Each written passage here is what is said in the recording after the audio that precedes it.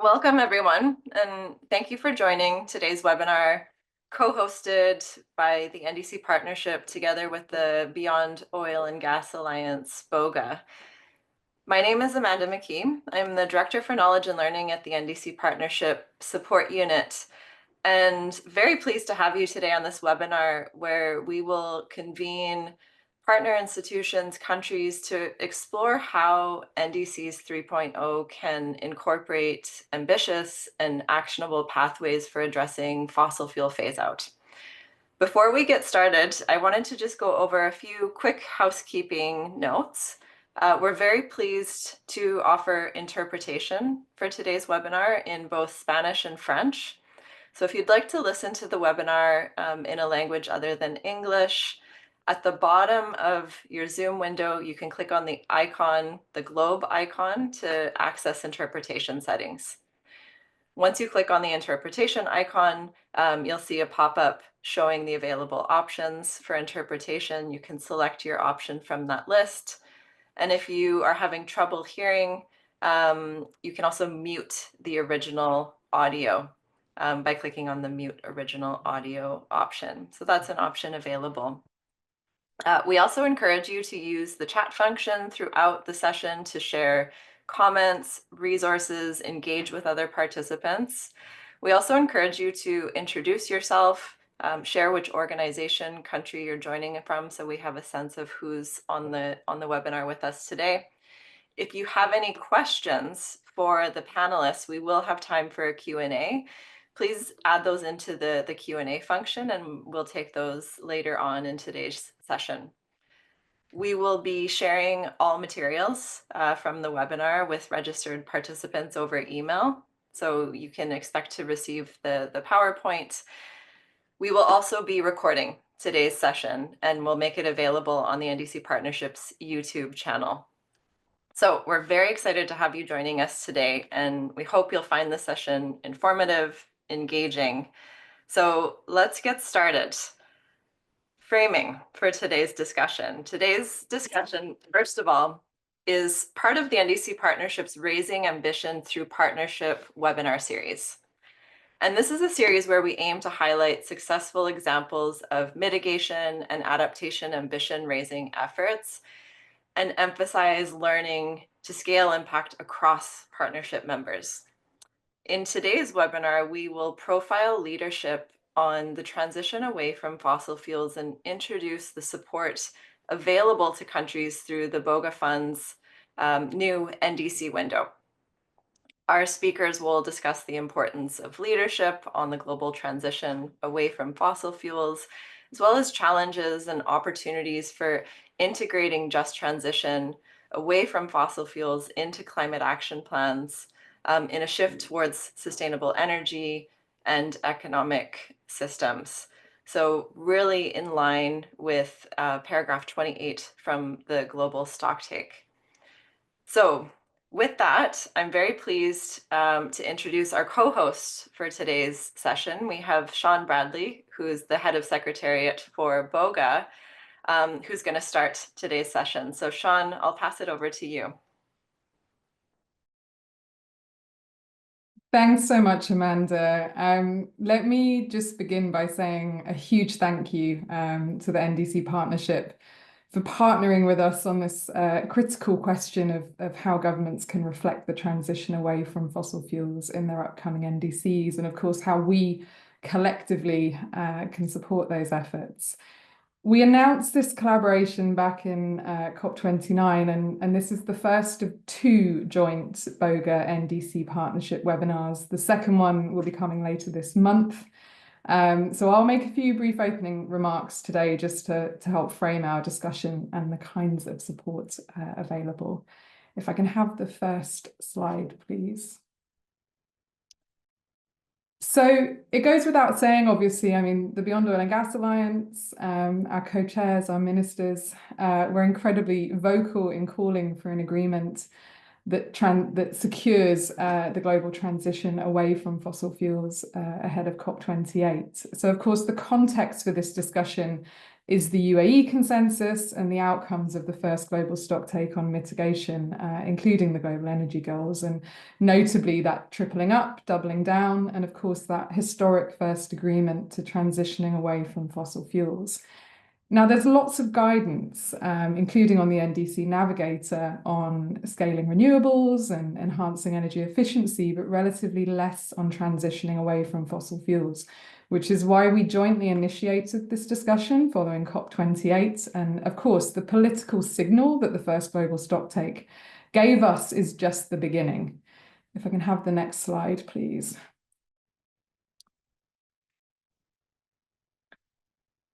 So what you'll see on this next slide is just a few snapshots from COP29. And of course, the key message that BOGA ministers, partners came with is that we have to be putting the global stocktake into action. That means turning ambition into action and acting now to bring fossil fuel supply and demand in line with net zero so that we can avoid a catastrophic oversupply of coal, oil, and gas and avert the worst climate impacts, and standing together. So it means acknowledging that the transition will have profound impacts for countries, regions, communities that currently depend on fossil fuels for their economic income, their energy security, and developing dialogues and partnerships to address that. And there are 4 issues that BOGA ministers, also the European Commission, the UK, and other partners called for at COP29. And the first, perhaps most obvious point really is on the importance of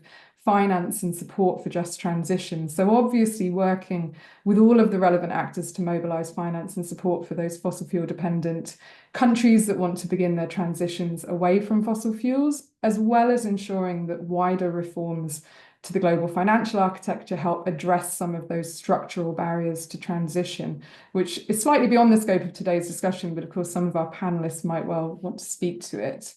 The second and probably the most important issue for today is really, the importance of clear transition pathways. I think we've got, the importance of clear transition pathways and really strong NDCs that reflect those pathways and the steps that governments are taking to achieve them. So put simply, it's critical that this next round of NDCs reflect the transition if we're to accelerate action within this decade. And that means clearly setting out steps towards implementation of the global energy goals as described in paragraph 28 of the GST. So including impacts on, if we can go, that's it. Including impacts on fossil fuel supply, demand, investment, and the measures that can help give clarity and certainty there, from phasing out all fossil fuel subsidies that don't address energy poverty or just transition, to halting fossil fuel finance, right through to ending new oil and gas licensing rounds and setting Paris-aligned end dates for production. The third issue, of course, is around the importance of dialogues and partnerships between producers and consumers, because to put it very simply, we know that the clearer our course can be set through the next NDCs, aligning that supply and demand with 1.5 degrees, the more orderly, just, and equitable this transition will be. So our updated NDCs are not just about national ambition, they're really about international coordination and providing clear policy and market signals so that we can increase transparency, reduce uncertainty, and make it easier for oil and gas producers and consumers to work together to avoid price volatility, energy insecurity, and of course, most importantly, an accumulation of fossil fuel related transition risks in the economies and the communities that are least able to bear those costs. And then the fourth and final point was really about strengthening and accelerating shared processes. So delivering commitments to the global transition away from fossil fuels through NDCs, through the UNFCCC process. And alongside this call, we announced that we would open the BOGA Fund, an NDC window under the BOGA Fund, to support governments with the analytical, policy and technical assistance they require to inform or help deliver on NDC commitments related to the transition away from fossil fuels, and that we would work to develop guidance on NDC measures, again, that support that transition away from fossil fuels and specifically oil and gas dependency, in partnership with the NDC Partnership. If we can move on to the next slide. So, I mean, the immediate question, of course, is how are we doing? Well, the good news is that several of the NDCs submitted so far already reference the steps that parties are taking towards implementing paragraph 28. And we've pulled out a few here on the slide as examples of where governments are both reaffirming that commitment to implementing the GST and the global energy goals and setting out the steps that they're taking towards paragraph 28 and specifically that transition away from fossil fuels. So the UK, of course, reaffirming that commitment, aligning domestic policies with the transition and announcing plans to consult on ending new oil and gas licenses. And many of you will have seen that the UK government's consultation on building the North Sea's energy future was published yesterday. And of course, that's reflected here in the NDC ambition and may well be updated in due course.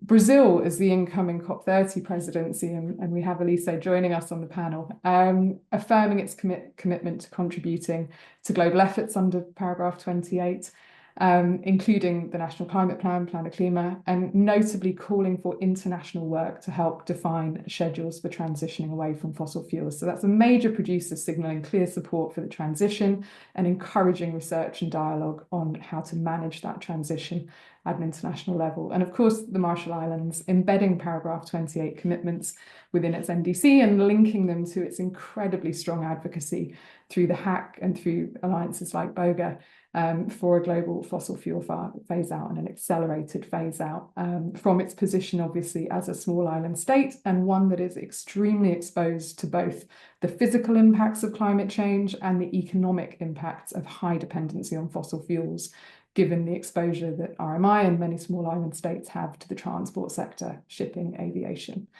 The key point here is that whether you are a diversified economy committed to phasing out oil and gas, or a major producer that is just beginning to plan for transition, or a heavily exposed consumer and importer, there are clear next steps that governments can be setting out to address supply and demand across all fossil fuels.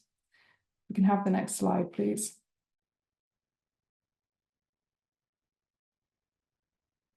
Next slide, please. So I just want to take 2 seconds here just to summarize what we're talking about when we talk about reflecting the transition away from fossil fuels and NDCs. And obviously this list is not exhaustive. It's very focused on oil and gas transition measures. But the key thing to note is that these are all steps that can help guide domestic policy and planning, but that also support international coordination and efforts to ensure an orderly, just transition rather than a unmanaged, disorderly transition, which is what many of you will be familiar with this image from the production gap report, which is what we are currently headed towards. And you see this yawning gap between long-term investment and infrastructure commitments for fossil fuel infrastructure that governments are making, and then on the demand side, that trajectory that we need to be on. So many of these kinds of policy measures that are key to reflecting paragraph 28 can also critically help increase the predictability of supply and demand through the transition and help close that gap between planned supply and planned demand. And of course, that is absolutely critical to our climate, energy, and economic security through the transition. If I can have the next slide, please. So a growing number of governments are already beginning to explore their steps and what a beyond oil and gas economy would look like in their context with the support of the BOGA Fund, which I mentioned before, which is managed by the BOGA Secretariat, supported by philanthropy, and which supports that early analytical policy and technical work. We announced our first call for expressions of interest back in 2023. Our programme in Kenya was announced at COP28 and began about this time last year, and Special Envoy will speak to that in a moment. Our programme in Colombia was announced also at COP28 and began late last year and is comprised of support for cross-government coordination, including for the country platform discussions, and work at the subnational level for the most oil-dependent economies to support their capacity to transition. Our second call for expressions of interest was run last year, and Brazil was announced at COP29, and that programme is starting right now, looking at subnational city-level dependence on oil and gas royalties and transition risk through the coming decades. And there are 3 more programs in the pipeline due to be announced in 2025. So you can expect to see this map getting a lot busier through this year. If I can have the next slide, please. Now, the crucial point to make here is that the fund is only a small technical fund, but it's designed as a catalyst, and it's meant to address a gap in international support for just transitions. So we created the fund as a response, and in the knowledge that there is, a growing architecture of multilateral support for just transitions among MDBs and bilateral donors, but much of this is focused at coal transitions, heavy industrial transitions, and there was relatively few places that governments could turn to for some quick analysis and quick support to help inform their asks for larger scale, longer term support for transitions away from oil and gas. So we're busy building this pathway to scale, and many of you will have seen the event that BOGA co-hosted with the MDB group at COP29, with ADB, IDB, the World Bank, and with representatives from producer countries, including Nigeria and Kazakhstan, on what that pathway to scaling support for just transitions from oil and gas looks like. And on the slide here, we've got a handful of the kinds of activities that are eligible within the fund and that come up time and time again in our dialogues with governments. And as I said, the focus here is on creating the foundations for that large-scale, long-term structural economic transitions away from oil and gas dependency. But of course, with this year and with the political priorities and the urgency that we have around NDC commitments, there is an obvious opportunity for this support and these programs to help inform NDC development and support NDC delivery. I can have the next slide, please. So it's really important then that this support, fast and flexible as it is there and available to help support NDCs. And between BOGA and the NDC Partnership, governments can request support for reflecting paragraph 28 and that transition away from fossil fuels, and particularly oil and gas within their NDCs. So as of March, as of this week, we have reopened the BOGA Fund for expressions of interest for NDC-specific support. So why have we done that? Put simply, this is a fast, flexible source of support for NDCs that can reflect paragraph 28 in the transition away from oil and gas. We know that it's hard work. We know that it takes a lot of economic analysis, legal advice, other issues that of analytical and policy work that has to be done to inform robust commitments and next steps. We want to make this fund available for that. What it is, so obviously, as I said, it's a BOGA managed fund, and we'll be able to deploy this in collaboration with the wider NDC Partnership network. Who can apply for it? Applications from governments and delivered via partners and country partnerships. When is it open? From 1st of March through to the 30th of September.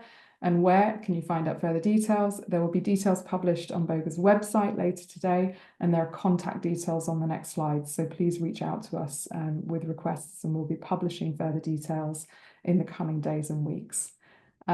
So with all of that said, let me just say thank you again so much, Pablo, Amanda, the entire NDC Partnership team, and to the BOGA Secretariat team for pulling today's discussion together. And of course, to all of our panelists and to all of you for joining us. And we really, really hope that this is the beginning of a conversation that can help materially raise ambition ahead of COP30. Thank you. With that said, Pablo, I'll hand over to you. Thank you so much, Sean. Thank you for this presentation, and thank you for this collaboration. My name is Pablo Vieira. I am the Global Director of the NDC Partnership, and I will be moderating now a panel discussion amongst our participants. And then I will open it up for questions from the floor, from our guests and those who are listening in. So please let us know if you have any questions. But let me start by saying that we very much appreciate, Sean, this collaboration. It's very clear the importance of paragraph 28 and in general of the global stocktake and how it needs to be reflected in the next round of NDCs due this year, so that we can get back on track, align ourselves with the objectives of the Paris Agreement, both in terms of mitigation and adaptation, and so that we can effectively mobilize the finance to implement these NDCs. So by including these critical elements that have such an important component, not only in terms of mitigation ambition, but enabling the transition of the economies of countries and enable the sustainable development of so many people around the world. This is a very, very critical moment in time. So we very much appreciate your leadership in this effort, but also the collaboration, because as you very well said it, one thing is to have the mandate through the global stocktake. Another thing is to translate that into a concrete commitment on your NDC that also makes that commitment implementable, investable, ambitious enough. So you need a lot of support to do that. You need help in getting there. And the available flexible support that BOGA is putting on the table is fundamental for that.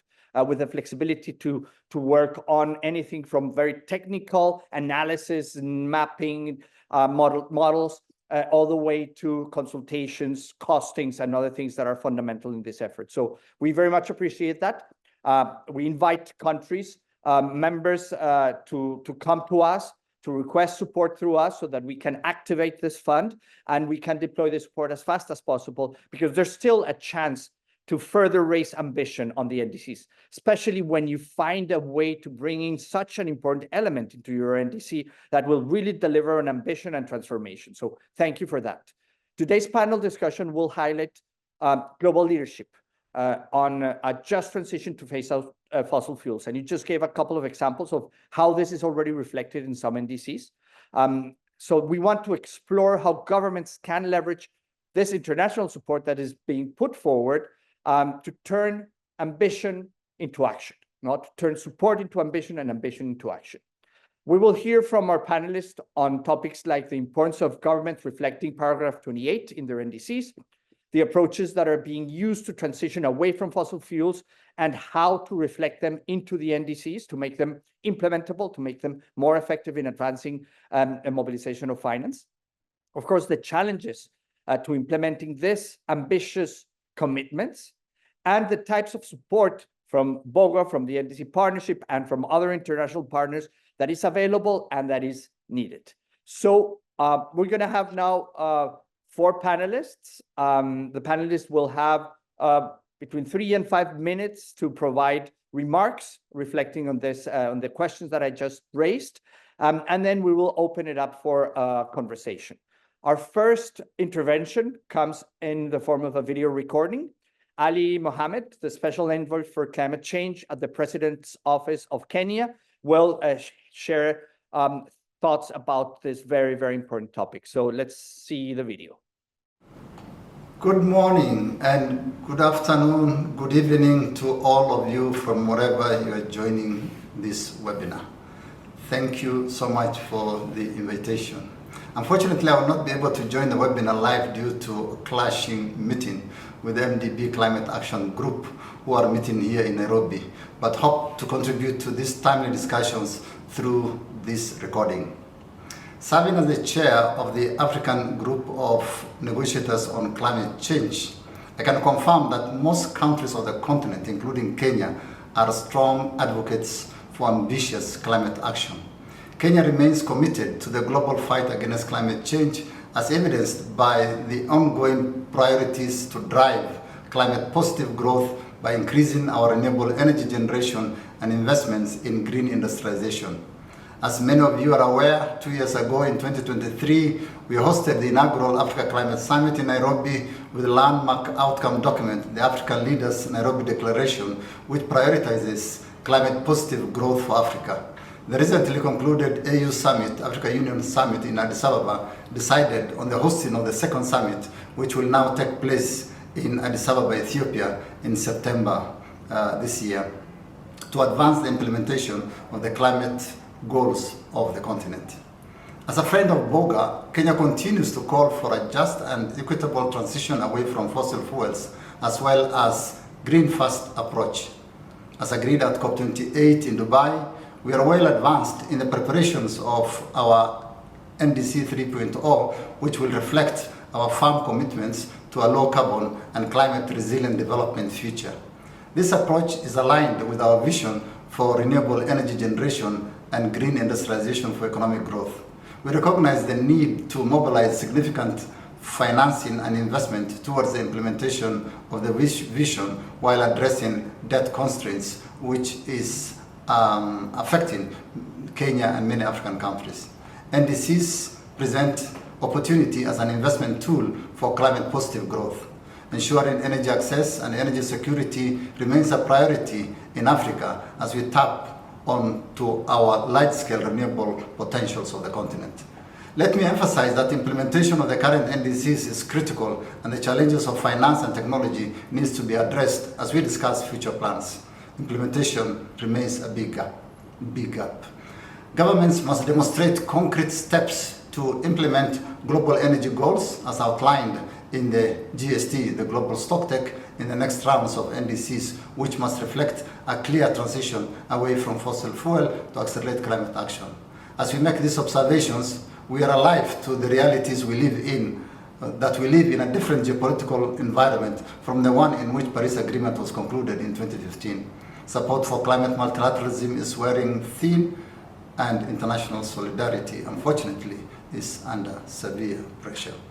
The BOGA Fund is therefore playing a crucial role in supporting Kenya's investments into renewable energy and green industrialization. This includes cross-ministerial capacity building in economic and energy modeling. Strategic communication is also key in ensuring citizens understand the opportunities presented by climate change and support government's investments in these sectors that will create jobs and improve the livelihoods of the people while growing our economics sustainably. While reforms to the global economic architecture are essential, wider reforms to the global economic architecture are essential to support the energy transition. Kenya is working with a number of international partners and countries to push for solutions such as debt reform, innovative financing through solidarity levies in sectors such as shipping, aviation, and others to boost domestic resource mobilization and government revenues. It is our hope that all countries will develop clear and credible transition pathways that outline concrete measures in line with the 1.5 degrees goal. So far, many of the big emitters are yet to submit the NDCs, and we have already breached the 1.5 goal. We welcome the NDC window under the BOGA Fund in partnership or collaboration with the NDC Partnership. Kenya will definitely be expressing interest to tap into the new window and encourage other countries in Africa and other developing countries to explore the support available. We look forward to deepening our partnership with BOGA and NDC Partnership to drive meaningful action to secure a just, green, and prosperous world for the current and future generations. Once again, I thank you very much and wish you all fruitful deliberations. Thank you. We can move on with our three panelists that we have here with us. We have Alice Amarin, who's the head of COP30 office at the National Secretary for Climate Change at the Ministry of Environment and Climate Change of Brazil, also co-chair of the NDC Partnership. We have Christian Stenberg, Deputy Permanent Secretary at the Danish Ministry of Climate, Energy and Utilities, and also our other co-chair at the NDC Partnership and co-chair of BOGA also. And we have Alison Campbell, the director of the UN Secretary General's Climate Action Team. So let me start with you, Alice, on your thoughts about the importance of this effort and how can this be moved forward and implemented and how this is reflected as a critical element of COP30. Thank you so much, Pablo and Sean, for this quick introduction and the invitation. It's a great pleasure to be here on behalf of Secretary Anatoni and actually our whole COP30 presidency, which is actually very much excited about this year as co-chairs of the NDC Partnership, but also to bring to light a lot of the potential of different partnerships that are out there, and that this webinar today, it's a very good translation of what can be done. Because so I wanted just to first congratulate you, both the BOGA team and NDC Partnership, because I think what you're doing today and this proposal is exactly the kind of thing that we as COP30 want to push forward and to encourage a lot, which are meaningful, pragmatic, and very fit for purpose partnerships. So merging this, combining this capacity of the NDC partnership in terms of convening, in terms of technical expertise and so on, with the delivery of financial resources to deliver the transitioning away, is precisely the focus that we feel that we need to have going forward as part of the COP30 agenda overall. So looking into the Brazilian case and our own experience with that. So as you, most of you may know, we submitted our NDC right before COP29 last year. And it has been a very interesting process of combining different elements that we feel that it's very important for everyone looking forward into how to bring the transitioning away to this process. One is political leadership. The second is clear policy processes at the domestic level. The third element was the financial instruments and the actually implementation capacity of the NDC, backing up the NDC process. And the fourth one, it's actually timing and actually the willingness of showing this leadership. When we think about our own NDC process of design, and the way we reflected paragraph 28, it's actually the combination of President Lula's remarks on this conception. We need to move away from fossil fuels. We know we need to do that. We know that it has to be a just, let's say, a process that is just, that is actually respecting to the local communities and the needs, but it's something that needs to start now. We all left Dubai with this, let's say, collective goal of delivering the GST. The question is, what is the next step to move into implementation? And this is, we try to reflect that in our NDC. We know how hard it is to actually move from the signal to the practice, but we do believe that the kind of partnerships like the NDC partnership can deliver, the kind of supports that you can deliver, and the BOGA Fund and all this analytical work, it's actually a very critical first step going forward.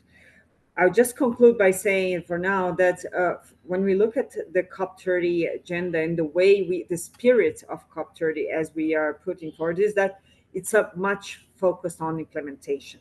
And the implementation of what? It's actually the delivery of the NDCs and each country-owned process, each country-owned vision for its future on a more resilient economy and decarbonized economy.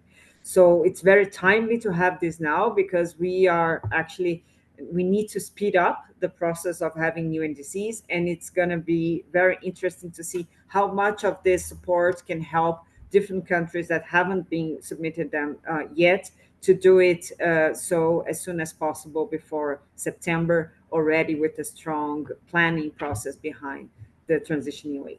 I'll just stop here, but happy to come back in the questions. Thank you.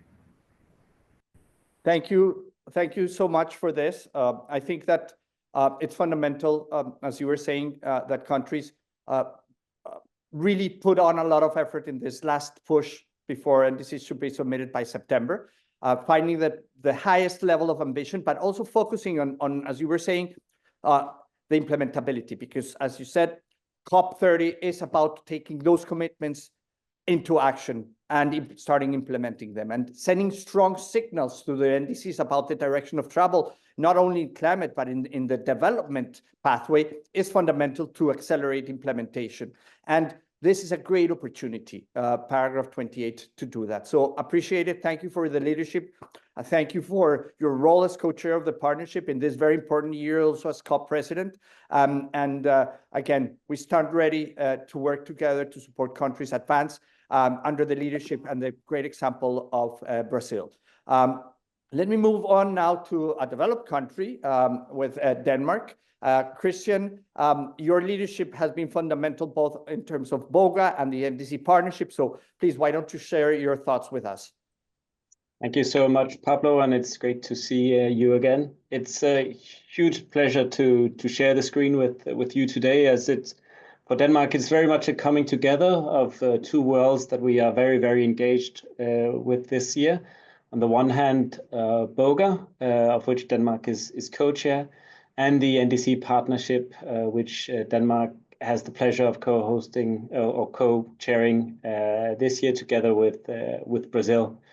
Having returned from Brazil quite recently, also thank you so much for your leadership, Alice. You're doing a great job, and thank you so much for also your active engagement on the question of phasing out of fossil fuels. And Alison, also great to see your new capacity. We've worked together for years, and look very much forward to hearing your intervention. And also want to express my appreciation of the great cheerleading that the UN Secretary General has done on this agenda. That has been of invaluable, great value for us. And this year is truly an important year. We're working towards COP30 as the culmination of our NDC process. We're undertaking the first GST, concluded the first part of the GST at COP28 in Dubai, and we have a lot of important work following on to that. And we had very important discussions on just transition and finance at the COP in Baku. And this question about phasing out of fossil fuels and how we support that process is very much at the intersection of all those important questions, tying COP28, COP29 and COP30 together. So very important set of issues. And we do find that it is very important that this next set of NDCs reflect the global stocktake. It's both of a necessity for our climate, but also for a number of other reasons in our societies. But it's also important for the credibility of our processes in the Paris Agreement, that we respect the processes outlined, the mechanics of the Paris Agreement with the global stocktake and NDCs building on that, and that reinforces the collective nature of the task ahead of us. So it's also the credibility of our climate architecture that's at stake, and therefore it needs to reflect, of course, the phasing out of fossil fuels as agreed in Dubai, but also all the other very important aspects highlighted by the GST. We need to build our NDCs on all of those aspects. Now, if you just allow me to share briefly Denmark's experiences on phasing out of fossil fuels. We were one of the first oil-producing countries to take the decision to phase out our oil and gas production by 2050. And even though we're a developed country, for us that was also not an easy decision. It is very difficult, and we're very well of all the sensitivities involved. But we also see now many of the benefits of having taken that discussion and that decision and done that in an orderly way. And having this planning is really, in our view, the foundation of having a just transition. We couldn't have a just transition of our oil and gas sector if we didn't do it in a planned and orderly way. And Denmark is still an oil and gas producer and will continue to be so for decades. So we are not closing the taps from one day to the next. We're doing it over the course of decades. Those that are in the sector today still have their job, but maybe their children will not go into the oil and gas sector. So doing it in a managed way, transitioning gradually, is the foundation for a just transition. And I think that's a key message that I would like to put out today, is that those countries that are looking into these questions, is that it's a matter of sound economic policy. It's a matter of how we transition into the world that we know in decades will be different than the one today, and how do we do that in the best possible way. It's also important to get the ball rolling. I don't think you need to have all the answers from day one, but exploring and getting started on this work is very important. And I think Brazil's NDC does this in an excellent way. You don't need to make all decisions about phasing out, but you can start the work on what would it look like, what are the implications, where are the sensitivities, and what do we have to analyze in order to be able to take discussions about a managed transition. And I think, again, Brazil deserves a lot of credit for its leadership in showing the way in this regard. And one final point is, please be aware there's support out there for those developing countries that are looking at these sets of questions. Please reach out to BOGA, to Pablo and his team in the NDC Partnership. There are resources available there to help you structure the analysis and look into various options and ways of addressing these issues in the NDCs. So that's an important way of getting the ball rolling and reflecting these important aims of the GST in your respective NDCs. Denmark will be chairing the European Union for the second half of this year, and will also be a key part of drawing up the EU's NDC, and we do hope that these elements will also be strongly reflected in the EU's NDC. Thank you, Pablo, and give the floor back to you. Thank you very much, Christian, and yeah, again, the leadership of Denmark in taking so many things. No, your EU president is later this year, but you're also chairing the partnership and BOGA. Your role was critical in the outcomes of the global stocktake, again, as co-chair of that process. So that's very, very important. So thank you and congratulations. And I think that the point that you make in terms of the NDCs are a great opportunity to get started. This is not about putting the full commitment of everything that you're going to do, because we understand that many countries don't have that clarity.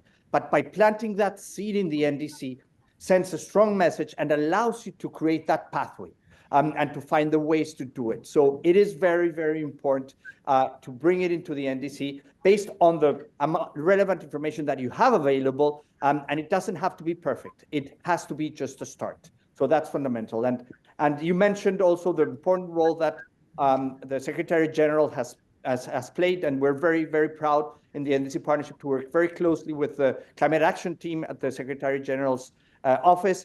So it's a pleasure to invite now Alison Campbell to give her remarks. Thank you, Pablo, and thanks, Sean, for inviting me to this discussion. The NDC window under the BOGA Fund and the work that's being done together with the NDCP is really important, and is something the Secretary General is very supportive of. So it's a pleasure to be here along with Alice and Christian. I will try and keep to my 3 minutes. So I just had 3 points that I wanted to make. The first is that there is a lot of noise at the moment around politics, but climate politics. But the fact is that 10 years on from the Paris Agreement, the transition away from fossil fuels is unstoppable, and it's irreversible, and it's happening at pace. If you look at what's happened since the Paris Agreement was signed, additions of new renewables generation capacity have tripled. We've got 81% of renewables cheaper in 2023 than fossil fuel projects. And the sale of EVs has increased from less than 1 million in 2016 to 14 million in 2023. So this is moving, but we need to accelerate the transition, and we know what we need to do. The blueprint was embedded in paragraph 28 of the global stocktake, but the world's energy remains dominated by fossil fuels. So we do need to accelerate the transition in a way that is equitable. And we know that in 2023, 4 out of every $5 invested in clean energy was invested in the advanced economies and China. And we do need to change that equation. And it's also clear that the transition will mean different things to different countries, as the capacity to transition and the dependence on the fossil fuel economy widely differ. And there are genuine barriers that need to be overcome, both structural and financial, as has already been mentioned. But we also know that the opportunities of the transition are huge. In many countries, the clean energy sector is the fastest growing, adding the most to the GDP, and it offers a path to energy security and sovereignty, reducing reliance on fossil fuel imports, and also lock-in of infrastructure that is at high risk of asset stranding as the world decarbonizes. So that brings me on to my second point, which is that the NDCs really provide the perfect vehicle, as whole of economy plans that are owned by governments, nationally determined, to really seize these opportunities and articulate what that transition looks like in each country. and also importantly to set out the barriers and support that's needed to overcome them. And the more clearly a vision can be articulated on the steps that are being taken to transition away from fossil fuel, on a country's contribution to the tripling of renewables or doubling of energy efficiency, whether that's through targets or policy signals. And as others have said, it doesn't need to be the whole story. It can be the start of a journey. The more the international community can come in behind to support, and that I think is really important contribution that this work and this fund can make. And so my final point is that the Secretary General has made really clear that he continues to prioritise climate change. He will continue to engage at the highest levels to encourage and to support high ambition NDCs that align with 1.5 and incorporate the GST outcomes. And 10 years on from the Paris Agreement, we need to support countries to step forward despite the difficult geopolitical circumstances. He's written to 35 of the biggest emitters to remind leaders both of the opportunity and also their responsibility. And of course, the UNDP climate promise is supporting NDCs in over 100 countries working with the NDCP as well. So he will continue to engage leaders together with President Lula on their joint mobilization strategy. He's announced that he will hold a special event later this year on NDCs, and this will really give a platform to those countries that demonstrate good practice in their NDCs and transition plans. And he has put our office, at the disposal of any country that needs support, and we will support in any way we can. So thanks, Pablo, back to you. Thank you. Thank you so much. And again, thank you for the effort of the Secretary General and the CAT team.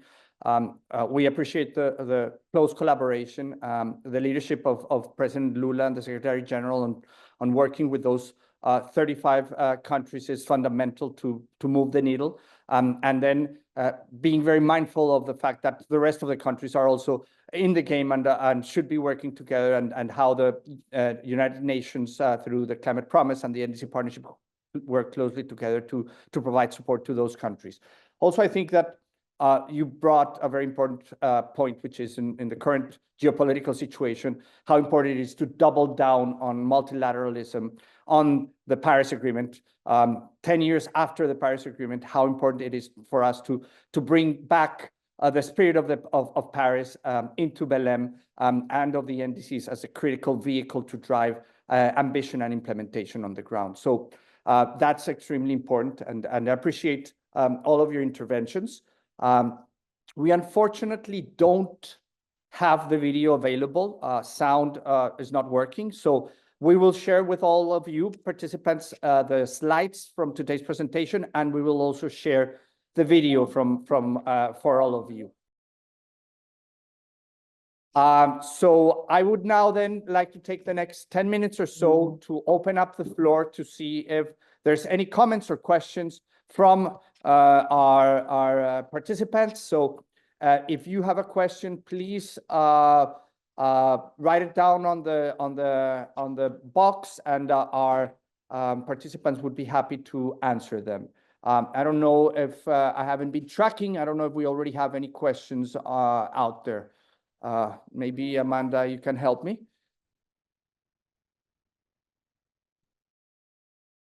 So no questions yet, Pablo. We do have one hand raised though. Okay, let's go to our raised hand.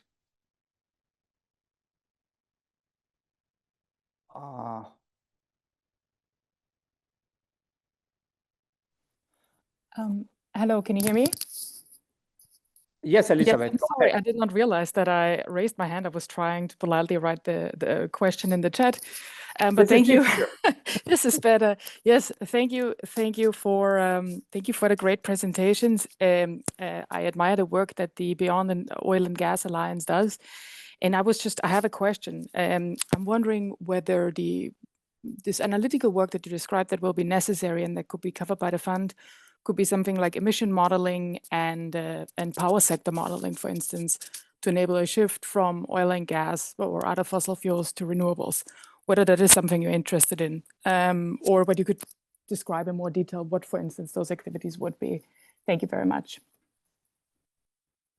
Thank you. And before we go maybe to you, Sean, on this, there's a few more questions now in the chat. So I'm trying to navigate all of them. One of them is BOGA engaged with national oil companies of countries? Another one is committing to long-term phase out of fossil fuels production is key element of robust 1.5 pathways, but also we need near-term reductions. How can NDCs and the excellent work of BOGA and the NDC Partnership help support determine near-term reductions in fossil productions? And how do the challenges of the near-term production reductions differ from those for long-term phase out? That was Neil Grant from Climate Analytics. And then we have also Helen von Rossum. What can we expect from COP30 in terms of transition away from fossil fuel? Maybe that's for Ali. And I'll stop there for now. So maybe a couple of questions for Sean and one for Alice, and then we'll take more.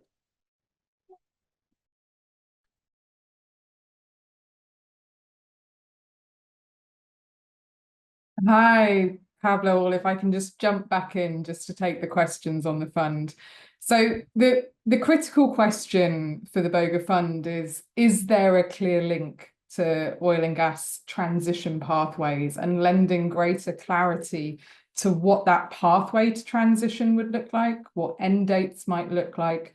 So it is very much aimed at informing analytical work, policy dialogues, and technical work that can help support country next steps and lend further clarity to those key questions about the different phase out pathways and transition pathways of different producers and consumers. That is always the litmus test for BOGA Fund programs. And for this particular window, what we are looking for is how will that inform or help deliver an NDC commitment relating to paragraph 28 and specifically 28D, that transition away from fossil fuels.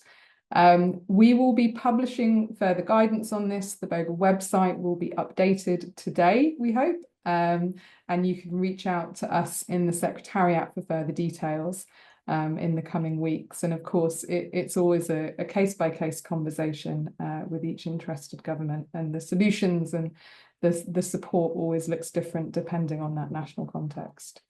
There was also a question there on national oil companies, which, Pablo, I might just say a word about very quickly.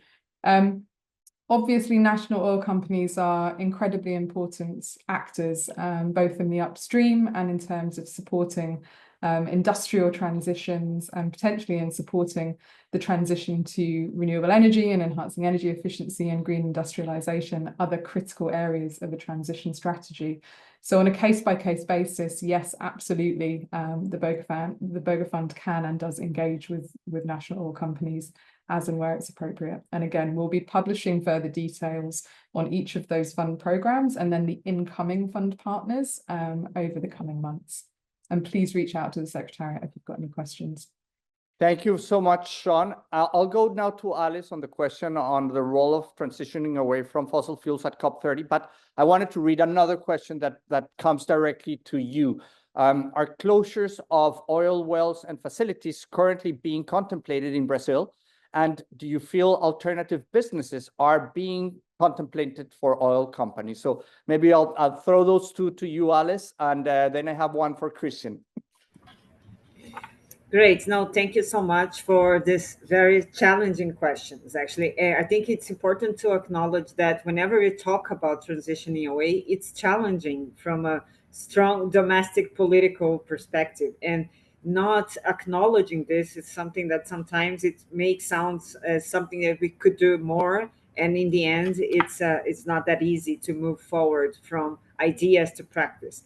What I can tell is that from our perspective at the COP30 presidency, we are fully on board to advance in the implementation of the GST as part of our COP30 framing. We, as you know, we don't have a specific negotiation mandate for transitioning away as part of the COP30 agenda. but we have been exploring different ways in which we can bring to light the discussions and how we can move forward, not only from a party-driven process, actually, but looking into a broader scope of stakeholders involved in the transitioning away. So, for instance, we have been having a strong dialogue with even Petrobras, our national oil company, about that. What is the Brazilian feature, the way in which we can start discussing our transitioning away? Which are the criteria that we need to have from producer and consumer countries that are useful to actually move from the collective goal to actually something that can become more operational? So, for instance, one of the examples is that we are encouraging a very strong domestic engagement in this debate, exactly to also touch upon some of these elements of the oil drills and so on that are happening still in Brazil. And it's something that it's not pacified as what is the way forward? What is our domestic vision? We know we need to move away from fossil fuels, but the speed, the scale, and how we can make that in a responsible way, that we can actually have consider all the fiscal implications, the policy implications, and the development challenges that we are all facing, is something that it's carefully considered. So, in other words, do expect something from us, at least an attempt to have a strong transitioning away element as part of the COP30 agenda. But we would need ideas, support, and initiatives such as this BOGA Fund efforts to make sure that this is politically viable. Thank you. Thank you very much for those answers. Let's see if we can go through more. We have a bunch of questions here, but I'll try one on you, Christian. What are some of the biggest barriers to securing national commitments for fossil fuel phase out, and how can they be addressed? Maybe from the experience of the work that has already been done on the ground, how difficult was this? What were the barriers? What did you do to move this forward as Denmark? So very good question, and also just start by reiterating that it is incredibly difficult. Some elements more difficult than others, and as I signaled earlier, so transitioning the sector and the workers, if you have a very long time horizon, in our case, was probably not the most difficult part, because it also appeared to us that those workers that are in the oil and gas sector and the capital that is there is actually very productive, and they can do lots of things. So in Denmark now, they're working on carbon capture and sequestration, they're working on offshore wind, and those, both the workers and the companies, can be productive in many areas. Where it was difficult also in a Danish context was that oil and gas production has been contributing to our government finances for a number of years through revenues and taxes. So when we have to take our decision to stop the production, that actually hit our projected earnings and state revenue in the future, and that's also a challenge that many countries considering a phase out will meet. So that is one important question, and also one that was discussed both at COP28 and COP29, that this is something that we have to look at. We also have to look at whether the effect on the credit ratings of countries, how they are done, because also we don't think it's sustainable actually to base a state revenue in the future on such sources. It's actually quite unstable economic platform. So there's a lot of work to be done there, and therefore I just also wanted to state my support from the approach that Alice has, that what we actually don't need right now, I believe, at the COP is not a renegotiation of transitioning away. What we have to do is have some work on it. What does it mean? How do we analyze it? How do we discuss it? How do we bring it forward? So it's operationalizing the discussions about this, and there I think it's excellent idea that Brazil will looking into how can we have conversations and work about this and have that reflected at the COP. So I think that sounds absolutely right. Thank you. Thank you, Christian. And yes, this type of webinars are so important, not only because we're sharing the opportunities, but also the experiences at all different levels. And continuing that conversation is an important way of encouraging action across the board and sharing experiences, because it's not an easy pathway for anyone. So thank you all for this conversation. Thank you for your questions to those participating. Thank you for the answers from the panel. This was really, really interesting. Now, today's conversation made it very, very clear that the transition away from fossil fuels is not just an aspiration, but it's an urgent necessity, and it's also a reality already. Paragraph 28 of the Global Stocktake reinforces the need for a just, orderly, and equitable transition in this decisive decade. And what we're seeing from countries and from the work in BOGA is that this is actually happening.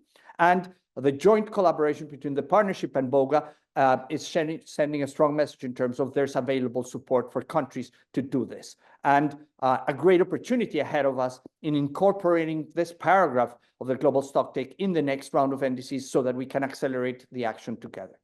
The challenges ahead, of course, are very real, but also are the opportunities. Partnerships, financial support, knowledge sharing will be critical in turning ambition into action. And then organizations such as BOGA and the NDC Partnership stand ready to help governments navigate this transition, to support these efforts based on your reality, on your specific needs. I encourage you to reach out to the partnership, to BOGA, to learn more and to request support, to tap into these available resources. But this conversation doesn't need to end here. We will have a second webinar in this series that will delve deeper into how we can collectively support countries in integrating fossil fuel phase-out into their NDCs. This will happen in March 27th, so you're all invited again. Hopefully we'll have even more people around, and hopefully we'll have by then some good examples of countries that have reached out already and are asking for support so that they can move forward in incorporating a paragraph 28 in their new NDC. We encourage you all to continue engaging in these discussions and pushing for ambitious climate action, and to request support to include paragraph 28 in your upcoming NDC. Thank you again for all our panelists. Thank you, Sean, for your leadership and for the collaboration. Thank you, Alice, Christian, and Alison. And thank you for all you out there listening in, asking questions, and participating actively in this webinar. With this, we close right on time. It was very productive, very good conversation. Thank you all, and see you in a couple of weeks to continue the discussion.